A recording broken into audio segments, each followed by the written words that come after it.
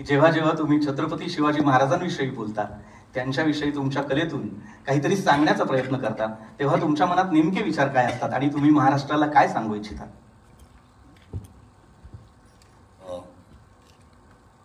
खूप झाले प्रश्न, पण तरी नमस्कार. छत्रपती शिवाजी महाराजांबद्दल सिनेमाच्या दुसराच आहे. पहिला विषय वेगळा होता, त्याचा संदर्भ वेगळा होता. एकतर हा पार्ट 2 नाही आहे त्या सिनेमाचा, हे मला आधीच क्लिअर करायचं आहे. हा सिनेमा वेगळा आहे, त्याचा विषय वेगळा आहे.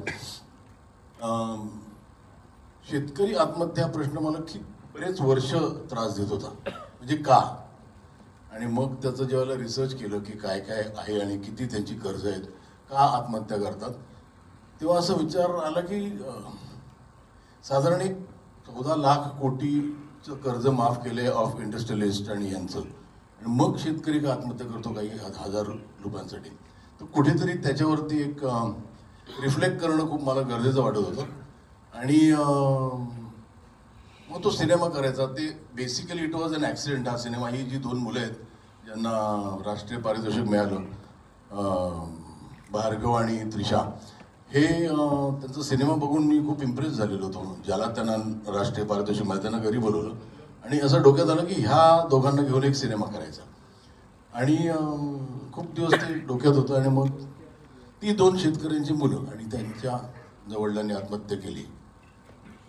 आणि how would Shivaji Maharaj react to it, हा एक विषय आला. आणि मग ते होत गेलं आणि सिनेमा आकाराला आला. आणि today I am very happy तो आकाराला आला, कारण हा प्रश्न खूपच गंभीर आहे. आजही या वर्षी ओला दुष्काळ आहे, शेतकरी आत्महत्या अजूनही चालू आहेत. जवळजवळ रोज आत्महत्या होते, जवळजवळ नाही, रोजच आत्महत्या होतात. तरी आपण का, म्हणजे कॅन वी डू समथिंग, म्हणजे त्याच्यावरती एक फोकस टाकला तर काही होऊ शकतं का?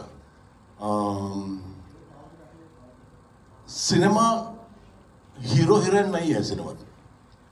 हा बेसिकली सिनेमा महाराज किती चिडू शकतात हे कळेल आपल्याला, महाराष्ट्रात घडणाऱ्या गोष्टींबद्दल. त्याबरोबर इतरही गोष्टी आहेत ज्या आपल्याला ॲड्रेस करायच्या त्याच्यात. मराठी माणूस हा याची गोष्ट आहेच ती. आपल्याच राज्यात आपलीच कुचंबना होते का, आणि how would Maharaj react to it. 2-3 गोष्टी एकत्र करून हा सिनेमा झाला. वा सर, एकंदरीत तुमचं मत ऐकून आम्हा सर्वांना खरंच आनंद होतोय की आज महाराष्ट्रात असे दिग्दर्शक आहेत, असे कलाप्रेमी आहेत आणि असा सामान्य माणूस आहे जो कुठल्या ना कुठल्या मार्गाने प्रश्न विचारण्यासाठी तयार आहे. आणि महाराज